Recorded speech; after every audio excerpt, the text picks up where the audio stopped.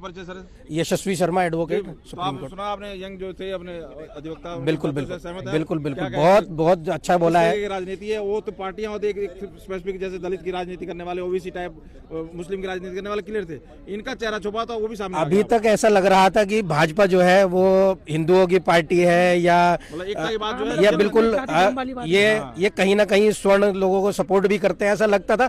पर ये एक्ट आने के बाद 13 जनवरी के बाद ये पिक्चर बिल्कुल क्लियर हो गई कि ये लोग हमाम में सारे वही हैं। ये लोग सिर्फ अपनी राजनीति में लगे हुए हैं, इसके अलावा कुछ नहीं है। इनको SC ST की कोई नहीं पड़ी है। किसी को लगे कि SC ST की पड़ी है, सवर्णों की पड़ी है, इनको कुछ नहीं पड़ी है। बस इनको राजनीति करनी है, वो ये लोग कर रहे हैं। और आज सुप्रीम कोर्ट ने जो ये माइलस्टोन जो अपना डिसीजन दिया है, हमें उम्मीद है कि आगे भी सुप्रीम कोर्ट इसको कैंसिल ही करेगा और या इसमें कुछ अच्छे अमेंडमेंट करेगा। हमें सुप्रीम कोर्ट का हार्दिक धन्यवाद भी करते हैं और जो इस तरह की राजनीति है इसको खत्म करने का काम आज सुप्रीम कोर्ट ने किया है। तो क्या लग रहा है अब जनता किसका मुंह देखेगी? पार्टियां तो सारी एक तरह से सारी गोलबंद हो गई इस मुद्दे पे। किसी ने मतलब ये जरूर कहा कि हाँ ठीक हुआ है, बदला लिया जाएगा। जनरल ने पहले बहुत मतलब इतिहास लेकिन कोई समर्थन में नहीं आई। तो मतलब देश को एकजुट करना तो कोई पार्टी नहीं जाती, ये तो क्लियर हो गया। देखो बदल लेना ना लेना वो उनकी बात है, वो समझे। देखो उनका बिल्कुल उनका एक आर्टिकल 21 कहता है उनका राइट है। बदल लेना वो उनका, जो भी प्रोटेस्ट करे वो जाने। लेकिन आज जो सुप्रीम कोर्ट ने जो काम कराना हमारा ऑनरेबल चीफ जस्टिस जी ने बहुत बढ़िया करा, स्टे लगाया है। ये बताओ हमें क्या जरूरत है बांटने की?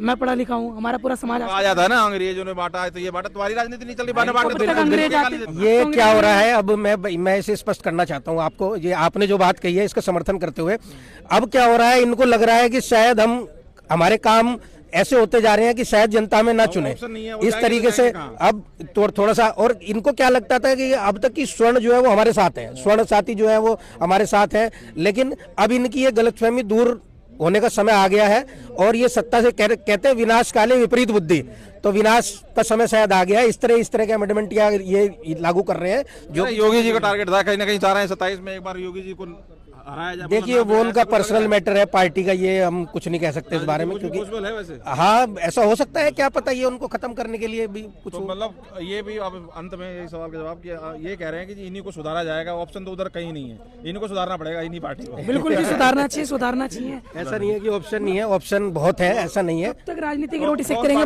वोट पे किसी को लड़ा बात करती है। रियल में कोई पार्टी है जो एकजुट हो? तो सबकी नहीं, खैर ये बात तो आज स्पष्ट हो गई कि कोई भी पार्टी इस तरह का बिल्कुल ये छुपे हुए थे। आज ये जो है भेड़िए की खाल में से भेड़ निकल गई है, ये हो गया है आज काम। तो देखते हैं आगे क्या होता है, क्या भविष्य तय होता है। वोट के लिए आखिर कब तक किसी को इतना मैनिपुलेट करना? क्या आप वोट ही मांगते रहोगे, वोट ही अरे आगे का फ्यूचर देखो ना, हमारा आजाद हुए पे कितने साल हो चुके हैं और आज हम भी फिर भी वोट की रोटियां सेक रहे हैं, तो चीज बेकार है ना। आगे जाओ, जो हमारा समाज चाइना जैसे कंट्रीज है वो डेवलप की तरफ ध्यान देते हैं, वो धर्म राजनीति इन सब में ना, वहाँ के लोगों का एजेंडा होता है कि डेवलप, कि हम हमारे कंट्री को कैसे डेवलप किया जाए।